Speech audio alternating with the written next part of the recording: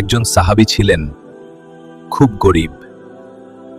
দিনে যা উপার্জন করতেন, রাতে তা শেষ হয়ে যেত। কিন্তু তার মনে ছিল একটাই কষ্ট, আমি আল্লাহর কাছে কিভাবে প্রিয় হব। একদিন তিনি নবীজির কাছে গেলেন, চোখে পানি নিয়ে বললেন, আমি কিভাবে আল্লাহর কাছে প্রিয় হব।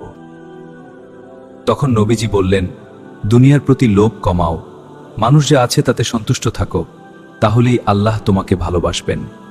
সেই দিন থেকেই বদলে গেলেন লোকটি।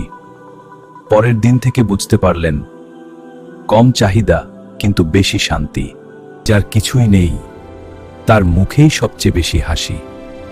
একদিন কেউ তাকে জিজ্ঞেস করল, তোমার সুখের রহস্য কি? আমি দুনিয়ার পিছনে দৌড়ানো ছেড়ে দিয়েছি, তাই আল্লাহ আমাকে শান্তি দিয়েছেন।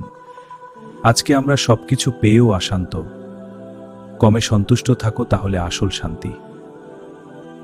আজ আমরা সবকিছু পেয়েও অশান্ত, আর তারা কিছু না পেয়েও ছিল সবচেয়ে সুখী। যদি এই কথাটা আপনার মনে ছুঁয়ে যায়, হয়তো আপনার একটা শেয়ার কারো জীবনের চিন্তা বদলে দিতে পারে।